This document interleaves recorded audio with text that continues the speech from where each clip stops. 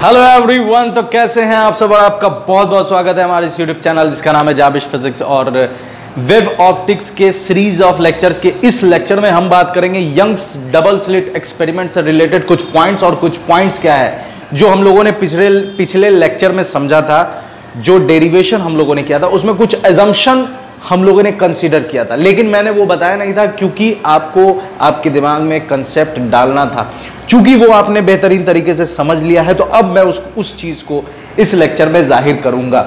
और इस लेक्चर में हम आगे बात करेंगे कि फ्रिंज पैटर्न क्या होगा जब आप सोर्सेस के शेप को चेंज कर दीजिएगा, तो अलग अलग तरह के पैटर्न बनेंगे। इन सब बात को हम लोग इस लेक्चर में डिस्कस करने वाले हैं। और इससे पहला लेक्चर अगर आपने YDSC का नहीं देखा है तो जाकर देख ले, यहां पर डिस्प्ले हो रहा है, तो आप जाकर देख ले और अपने नॉलेज को बढ़ा ले। और बिना वक्त जाए कि हम लोग शुरू करते हैं, लेकिन उससे पहले एक बात और मैं बताना चाहूंगा कि अगर आप न्यू व्यूअर हैं तो प्लीज सब्सक्राइब करें, शेयर करें और अपने फ्रेंड सर्कल में भी जरूर कहें इस चैनल को सब्सक्राइब करने के लिए और फिजिक्स के नॉलेज को गेन करने के लिए। और वेव ऑप्टिक्स के सीरीज ऑफ लेक्चर का जितना भी लेक्चर है उन सारे लेक्चर्स का कंप्लीट प्लेलिस्ट बना है जिसका लिंक आपको डिस्क्रिप्शन बॉक्स में मिल जाएगा या फिर यहाँ आई बटन पर मिल जाएगा, तो आप जाकर देख सकते हैं और अपने नॉलेज को बढ़ा सकते हैं। तो बिना वक्त जाए कि चलिए हम बात कर रहे हैं कि जो हम लोगों ने समझा है। सबसे पहले तो हम पढ़ क्या रहे हैं, हम पढ़ रहे हैं wave optics. We are studying wave optics, okay? Then we have मतलब हम लोगों ने क्या क्या पढ़ा हुआ है। तो हम लोगों ने बेसिकली क्या पढ़ा है कि ये स्लिट है। देखिए जो हम लोगों ने पढ़ा है, ये सोर्स S1 और S2, ठीक है। यहां है स्क्रीन, ठीक है, जो हम लोगों ने पढ़ा है। फ्रिंज बनेंगे मतलब मैक्सिमा बनेगा, कंस्ट्रक्टिव बनेगा, मिनिमा बनेगा, डिस्ट्रक्टिव बनेगा।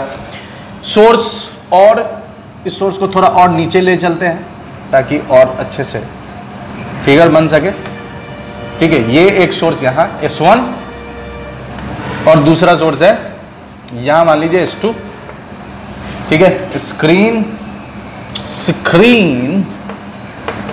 चलिए, ओ हो, ये दोनों के बीच की दूरी कितनी है? D। इस दो स्क्रीन और इसके बीच की दूरी कितनी है? तो D, कैपिटल D, ये स्मॉल d, ये कैपिटल D। अब यहां से यहां मान लीजिए कि बीच में सेंट्रल फ्रिंज बनता है, इसका आधा आधा कितना हो जाएगा? D/2, ठीक है। ये मान लीजिए इसका सेंटर है, ठीक है। तो यहां से यहां हो जाएगा D/2, फिर यहां से यहां हो जाएगा D/2, D/2। मान लेते हैं कि इसमें सेंटर फ्रिंज, सेंट्रल मैक्सिमा, ठीक है, सेंट्रल मैक्सिमा यहां पर बन रहा है, सेंट्रल मैक्सिमा यहां बन रहा है। यहां के बाद जो P पॉइंट है, इसके बाद जो फर्स्ट मैक्सिमा बनेगा वो यहां बनेगा, ये यहां बन रहा है, ठीक है। ये यहां बन रहा है, ये यहां बन रहा है, ठीक है भाई। ओहो, चलिए देखिए, तो पाथ लेंथ कितना होगा, पाथ डिफरेंस कितना होगा? तो पाथ डिफरेंस हम लोग निकालेंगे। पाथ डिफरेंस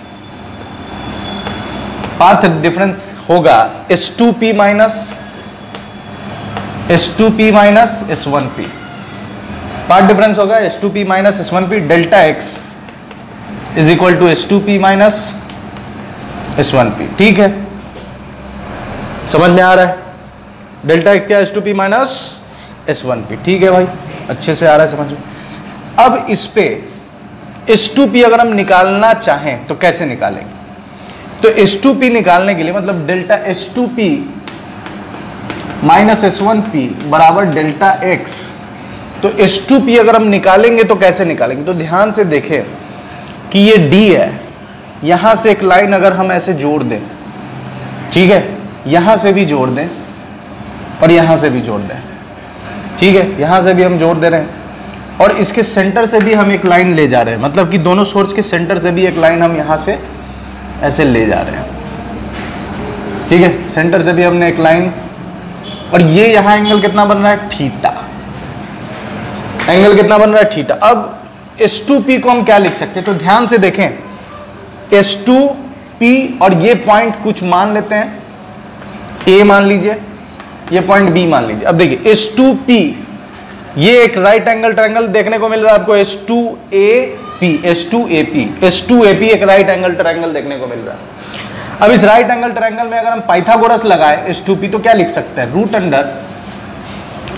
अंडर, ठीक है, रूट अंडर, ये यहां से यहां की दूरी कितनी है सेंट्रल से y, तो रूट अंडर H2P को क्या लिखेंगे, बेस का square d square plus y plus dy2 का whole square plus sorry minus S1P को क्या लिखेंगे, S1P को लिखेंगे d का स्क्वायर, ये d, ये भी d का square plus y minus dy2 का होल स्क्वायर बराबर डेल्टा x। हो बात समझ में आ रही, ये है पाथ डिफरेंस। क्या है ये, पाथ डिफरेंस, हाँ पाथ डिफरेंस है।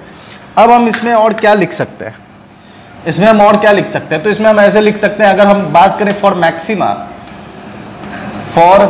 अगर हम बात करते हैं मैक्सिमा की, ठीक है, तो मैक्सिमा के लिए डेल्टा एक्स क्या हो जाएगा, एन लैम्डा, डेल्टा एक्स क्या हो जाएगा, एन लैम्डा। अब अगर हम यहां पुट करें तो हमको क्या देखने को मिलता है कि D square plus Y plus dy2 का whole square minus D square plus Y minus D का dy2 का whole square is equal to N lambda. अब इसको सॉल्व करना y के लिए, मुश्किल है, सॉल्व करना y के लिए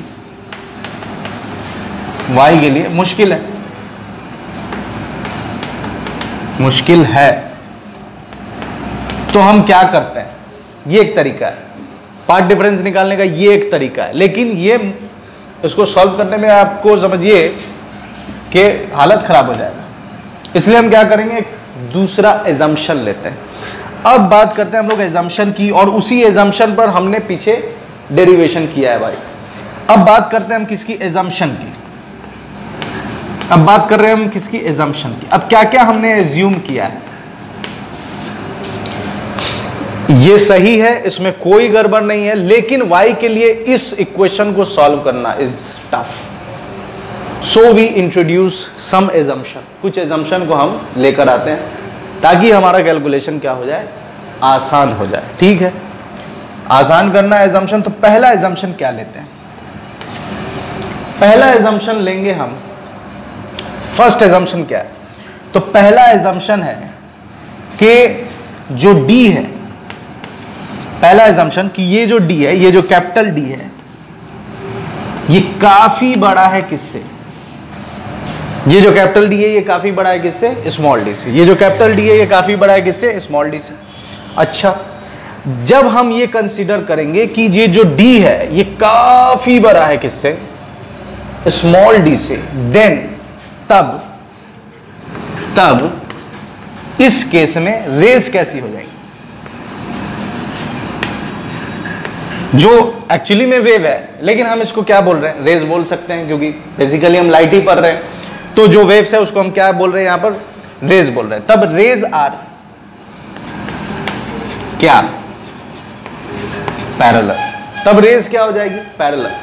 क्यों एजम्पशन ले रहे हैं, देखिए अभी कहानी जो हमने पिछले लेक्चर में पढ़ा है, रिजल्ट तक भी पहुंचे हैं, बेहतरीन समझ में भी आया, लेकिन उसमें जो बारीक चीज थी वो मैं यहां बताना हूं, और ये बाउंस भी नहीं करेगा, वो भी आपको बाउंस नहीं किया है, ये भी बाउंस नहीं करने वाला है, एकदम बेहतरीन तरीके से जहनों तक बात उतरने वाली है। और ध्यान से आप समझिए कि जो डेल्टा एक्स निकालना है एक ये तरीका है, लेकिन इस तरीका में इस इक्वेशन को सॉल्व करने में काफी मुश्किल है, आप हालत खराब हो जाएगा।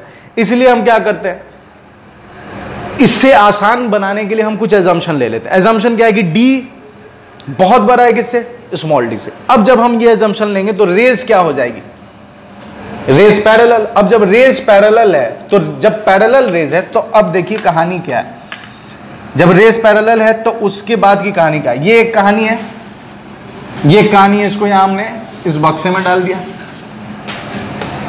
अब ये जो एजम्पशन वाली कहानी, इसमें क्या है देखिए कि एक सोर्स S1 है, ठीक है, S1 से ऐसे जा रही है रेज, और S2 से ऐसे जा रही है रेज, S1 से ऐसे, S2 से ऐसे। अब चूंकि ये पैरेलल है, क्यों पैरेलल है, उसके पीछे ये कंडीशन कि डी जो है वो काफी बड़ा है, ये बहुत बड़ा है और ये बहुत छोटा है, तो लगभग ये पैरेलल है।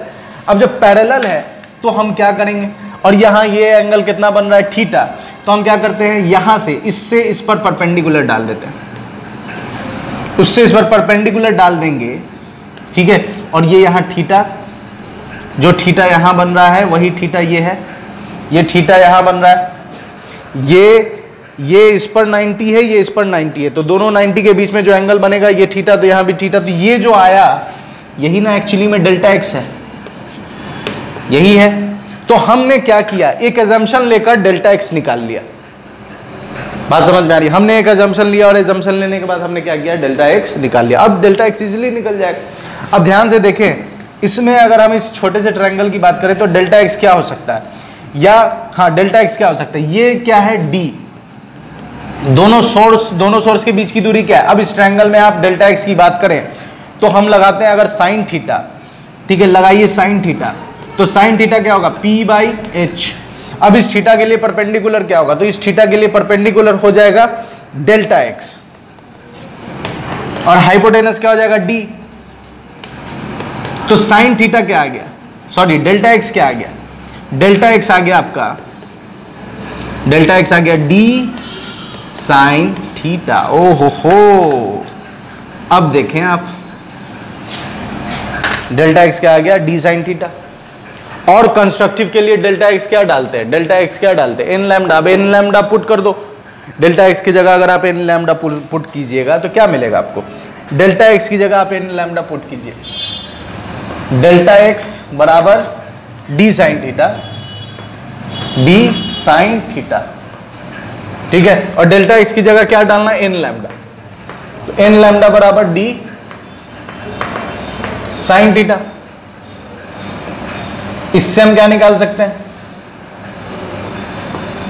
ठीक है, एन लैम्डा बराबर क्या गया, डी साइन थीटा। कोई दिक्कत नहीं है, एकदम समझ में आ रहा। अब एक एजम्पशन हम और लेंगे, ये तो पहला एजम्पशन था, उससे क्या मिल गया हमें, N lambda D sine theta. अच्छा पहले आप इतना नोट कीजिए, फिर आगे बात कर रहे हैं, पहला इतना नोट कीजिए आप फटाक से, फिर आगे की बात आगे करते हैं। इतने में कोई दिक्कत नहीं है, कोई परेशानी नहीं है, कहानी वही है कि हमने ये तरीका अपनाया। इस तरीके में y निकालना बहुत मुश्किल है, इसलिए हम कुछ एजम्पशन लेकर अपने काम को आसान करते हैं। पहला एजम्पशन b काफी छोटा है, बड़ा है स्मॉल d से, उस केस में दोनों सोर्स से जो रेज निकल रही है वो पैरेलल है, तो पैरेलल के लिए जब डिफरेंस निकालने की बात होती है तो हम एक से दूसरे पर परपेंडिकुलर डाल देते हैं, जो हिस्सा बचता है वही एक्चुअली में उसका डिफरेंस होता है। तो यहाँ एक छोटा सा ट्रायंगल, इसमें साइन थीटा लगाए तो डेल्टा एक्स आ गया डी साइन थीटा। अब इतना नोट करो पहले, फिर आगे ये कहानी हम लोगों ने समझ ली, यहां तक समझ लिया भाई। अच्छा वहां हम बात कर रहे थे एन लैम्डा बराबर क्या है, D sine theta, N lambda बराबर क्या है, डी साइन थीटा। अच्छा एन लैम्डा बराबर डी साइन थीटा है, तो ध्यान से अगर आप देखें तो साइन थीटा बराबर क्या होगा, ध्यान से अगर आप देखें तो साइन थीटा बराबर होगा एन लैम्डा बाई डी। ओ हो, एन लैम्डा बाई डी। अच्छा आप ध्यान से देखिए, तो एन आपके पास मालूम है क्योंकि आप किसकी बात कर रहे हैं, आप बात कर रहे हैं मैक्सिमा की, तो N first second third N की वैल्यू वो पुट कर दो। लैम्डा आपको दिया होगा कि वेवलेंथ जो है लाइट की वो किस तरह से है, कितना है, ठीक है। और डी भी आपको मालूम होगा कि दोनों सोर्स के बीच की दूरी। तो आपको क्या मालूम हो गया, आपने क्या निकाल लिया, बेसिकली आपने साइन थीटा निकाल लिया, साइन थीटा निकाल लिया। जब आपको साइन थीटा पता हो जाएगा कि साइन थीटा क्या, तो आप टेन थीटा निकाल लोगे, ठीक है। जब आपको once you know sine theta then you will find, once you know sine theta then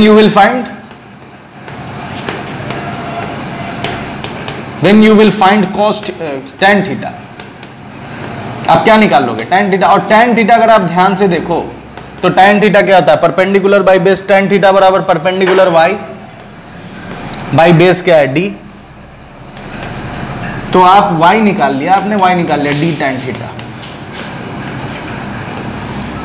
अब आप कंपेयर करो, इसको उससे कंपेयर करो, इसको उससे जब आप कंपेयर करोगे तो आपने ये मालूम हो जाना है कि देखो भाई ये मुश्किल है और ये कितना सिंपल है, ये कितना मुश्किल है और ये कितना सिंपल है, ये आपको फील हो जाएगा और फील हो भी रहा होगा। तो ये काम हम लोगों ने पहले किया हुआ है, पिछले लेक्चर में यही चीजें हम लोगों ने यूज करके रिजल्ट तक हम लोग पहुंचे थे, लेकिन उसमें जो एजम्पशन था वो मैंने नहीं बताया था, इसमें क्लियर कर रहा हूं उस चीज को। तो यहां तक की कहानी क्लियर है। सेम चीज हम लोगों ने पीछे किया। एक तरीका ये है, दूसरा तरीका ये है एजम्पशन लेकर। एजम्पशन लेने से क्या हुआ, मेरा काम आसान हो गया, वाई अब इजीली निकल गया। और यहां वाई निकालने में आपकी नानी मर जाएगी। वाई निकालने में कौन मर जाएगी, नानी। वहां नानी को कुछ नहीं हो रहा है, आसानी से आप निकाल रहे हो। अब बात करते हैं दूसरी चीज, दूसरा एजम्पशन। दूसरे एजम्पशन से देखो आप, ये और छोटा हो जाएगा और आसान हो जाएगा। फिलहाल आपने इतना स्क्रीनशॉट ले लिया, इतना।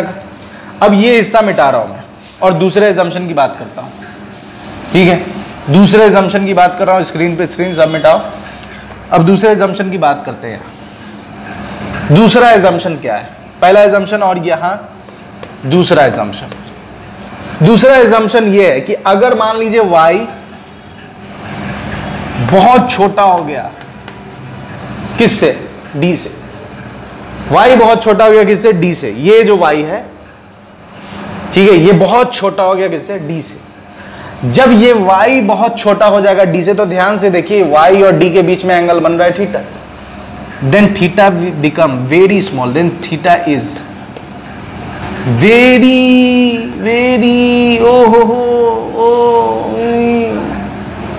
वेरी स्मॉल, बहुत छोटा। और जब छोटा हो जाएगा देन आपको पता है साइन थीटा लगभग बराबर होगा टेन थीटा के, और टेन थीटा लगभग बराबर होगा थीटा के। ये अगर आपने नहीं देखा है ये कैसे, तो यहां लिंक डिस्प्ले हो रहा है बटन पर, आप देख लो, आप जाकर देख लो, आपको मालूम हो जाएगा sine theta tan theta theta के बराबर कैसे। जब थीटा स्मॉल, और थीटा स्मॉल का अजम्पशन क्या है कि y बहुत छोटा है, किससे, d से। किससे छोटा है, d से छोटा है। ओ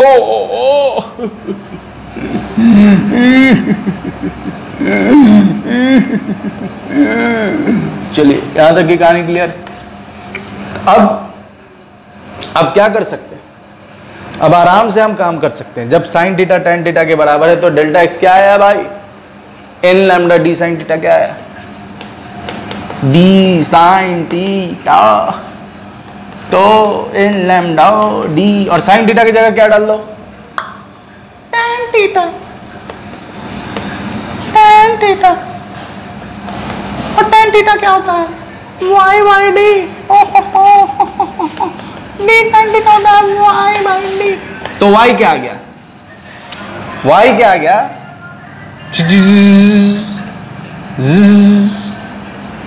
वाई आ गया आपका, यहां ध्यान से देखिए, वाई आ गया आपका n lambda d by d. N ओ हो,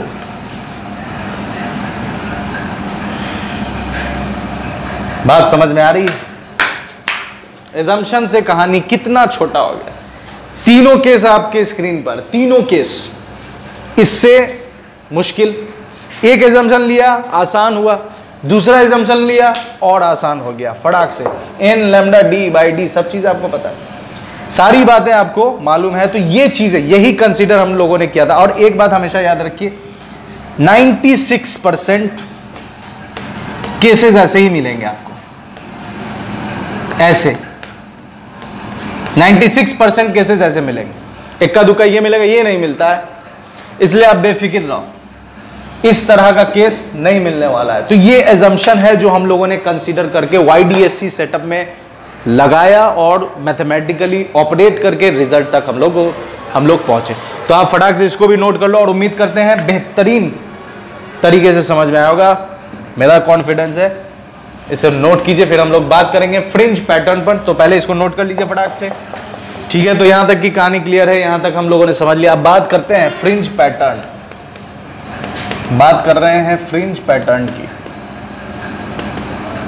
फ्रिंज पैटर्न, फ्रिंज पैटर्न पहला क्या है देखिए, अगर जो हम लोग ये जो YDSC सेटअप है, fringe pattern in YDSC, Young's double slit experiment, YDSC setup में जो फ्रिंज पैटर्न होगा, अगर हम लेते हैं स्लिट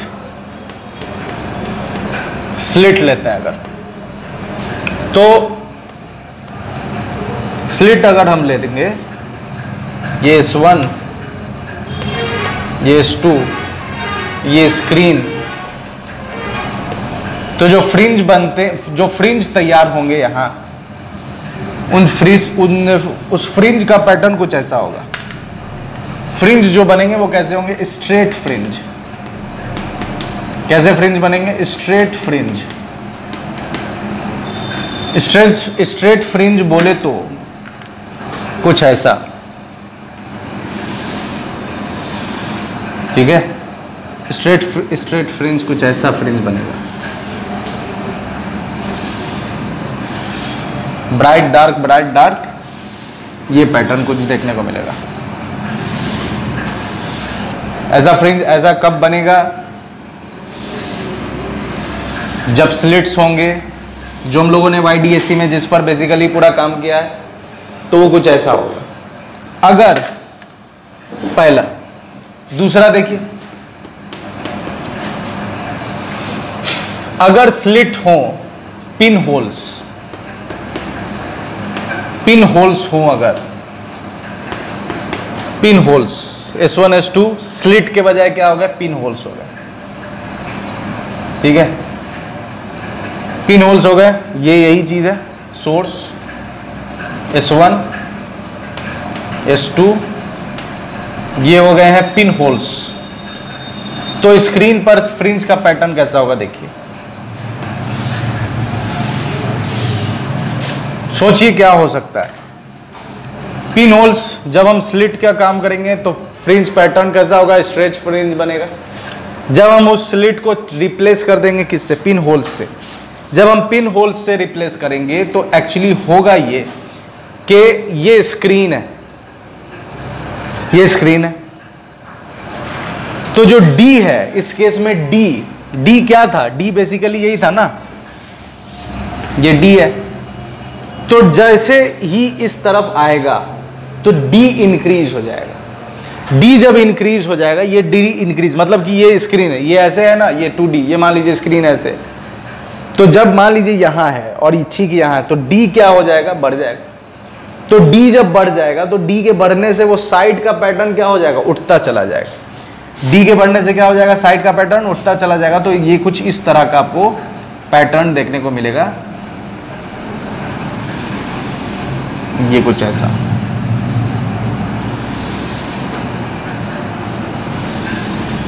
ठीक है, ये कुछ ऐसा पैटर्न देखने को मिलेगा। इसको बोलेंगे हम लोग family of hyperbolas. Fringe pattern कैसा होगा? Family of hyperbolas. Fringe pattern होगा, फ्रिंज पैटर्न होगा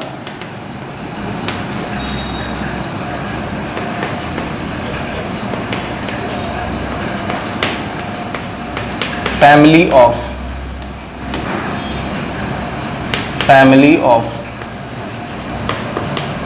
हाइपरबोलास। फैमिली ऑफ हाइपरबोलास कब होगा? जब पिन होल होंगे, स्लिट्स होगा तो क्या होगा? स्ट्रेट फ्रिंज होगा। ठीक है, इसको नोट कीजिए, फिर आगे बात करते हैं हम लोग। जल्दी से इसको नोट, बेहतरीन तरीके से समझ लिया है। अब बात करते हैं, अगर सेटअप चेंज कर दें, स्लिट होगा तो स्ट्रेट फ्रिंज, पिन होल्स होगा तो फ्रिंज पैटर्न हो जाएगा हाइपरबोलास। अगर हम चेंज कर दें किस चीज को? सेटअप चेंज कर दें। भाई सेटअप चेंज करो, सेटअप चेंज करो, setup setup setup setup setup setup setup change करो। आवारा दिल मेरा, मेरा दिल तुझको ही ढूंढता रहता है। Setup change. मांगे फकीर दुआएं अल्लाह। अभी देखिए S1 S2 ऐसे हम लोग कर रहे थे, लेकिन अब सेटअप चेंज करेंगे तो कैसा हो जाएगा? ये स्क्रीन है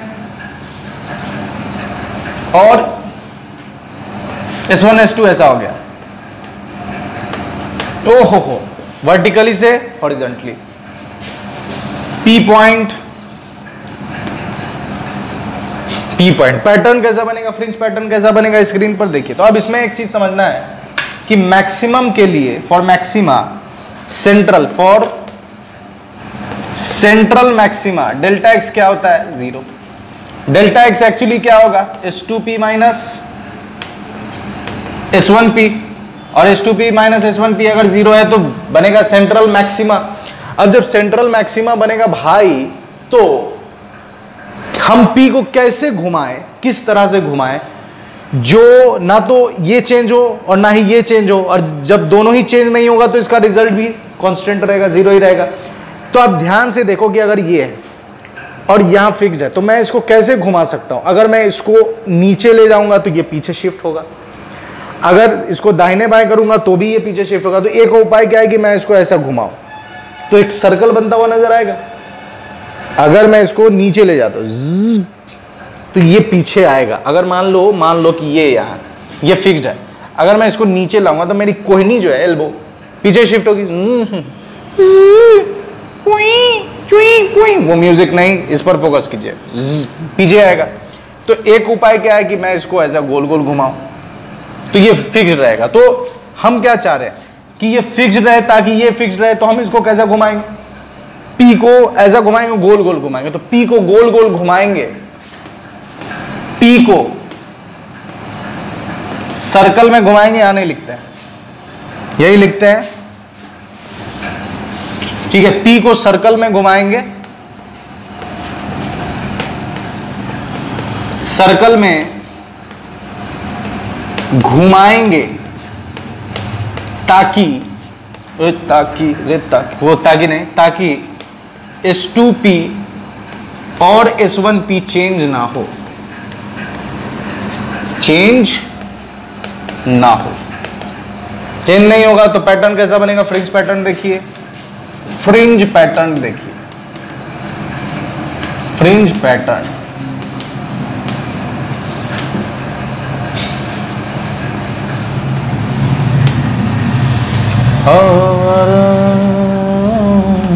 दिल मेरा,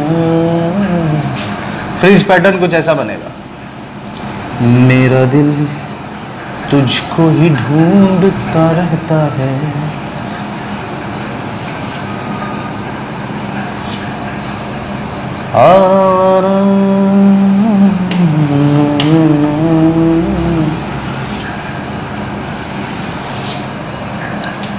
मांगे फकीर दुआएं अल्लाह, यार दी सूरत माशाअल्लाह, रीत न जान रिवाज न मैं ते ठहरा साडा बंदा। देखिए फ्रिंज पैटर्न कैसा बनेगा, इस तरह का कॉन्सेंट्रिक सर्कल्स फ्रिंज पैटर्न बनेंगे। Fringe pattern concentric circles, alternate bright dark, bright dark, bright dark, bright dark, bright dark. समझ में आ गया। चलिए अब बात करते हैं, जेई ने एक सवाल किया था, जेई ने एक सवाल किया था 3 नंबर का। हालांकि 10 नंबर का क्वेश्चन सब्जेक्टिव आया था 2000 से पहले की का क्वेश्चन है, लेकिन उसमें से जो एक क्वेश्चन है उस पर मैं बात कर रहा हूं। ये स्क्रीन है, स्क्रीन, यहां सोर्स रखा हुआ है, सोर्स रखा हुआ है, और ठीक यहां पर एक मिरर है, मिरर है। आपको बताना है फ्रिंज पैटर्न कैसा होगा। Tell me, tell the pattern of fringe, tell the pattern of fringe. चलो चलो पॉज करो, नोट भी करो और दिमाग लगाओ। Tell the pattern fringe, fringe का पैटर्न कैसा होगा। जेई ने सवाल किया था, हालांकि 10 नंबर का वो सब्जेक्टिव क्वेश्चन है, 2000 से पहले का क्वेश्चन पूछा गया, लेकिन उसमें से जो हिस्सा है इससे रिलेटेड मैंने वही सवाल आपके सामने किया है, तो वो 3 नंबर का है।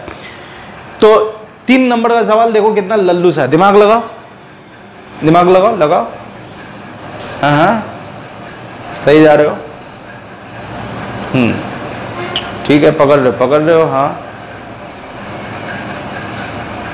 हाँ सही है, सही है, सही है, लगाइए लगाइए।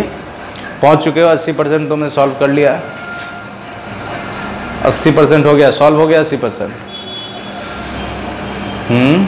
चलिए जियो, गुड। आपको मिलते हैं 2 रुपए, आपने पूरा सॉल्व कर लिया। चलिए अब देखिए, इस बच्चे ने सवाल का सॉल्व कर लिया है, इस बच्चे ने सॉल्व कर लिया है, बहुत बहुत शुक्रिया आपका, और आपके टैलेंट को मैं सैल्यूट करता हूं कि आपने सॉल्व कर लिया। देखिए फ्रिंज पैटर्न क्या होगा, सिंपल, ये मिरर है, ये इसको मान लीजिए S1, तो इसकी इमेज यहां बनेगी S2, इसकी इमेज यहां बनेगी कि नहीं बनेगी, बनेगी कि नहीं बनेगी। तो S1 ऑब्जेक्ट है, S2 उसकी इमेज है, तो S1 और S2 सोर्स का काम करेगा। और कैसा सोर्स, कोहेरेंट सोर्स। कोहेरेंट किसे कहते हैं, उसे कहते हैं जिसका फेज कैसा हो, सेम हो। सारे सोर्सेज का फेज अगर सेम है तो उसे कोहेरेंट बोलते हैं, ये मैंने पिछले लेक्चर में बताया हुआ है, जाके देख लो आप। तो S1 और S2 क्या है, कोहेरेंट सोर्स है। अब जब ये कोहेरेंट सोर्स है तो क्या वो और इसमें फर्क है, ये हॉरिजॉन्टली रखा हुआ है, वो वर्टिकली है, ये भी आगे पीछे है, वो भी आगे पीछे। तो स्क्रीन की तरह इसी मतलब इसी सेटअप को ऐसे खड़ा कर दो यार, इसी सेटअप को ऐसे खड़ा कर दीजिए, खड़ा कर दीजिएगा जब आप, तो आप यही पैटर्न देखने को मिलेगा। पैटर्न क्या बनेगा, इस तरह का। तो पैटर्न हो जाएगा, पैटर्न हो जाएगा आवारा। बहुत हो गया, बच्चे समझ चुके हैं कि आप अच्छा गाते हैं, ऐसा है क्या? ऐसा है तो कमेंट करके बताइए कि मैं कैसा गा रहा हूं।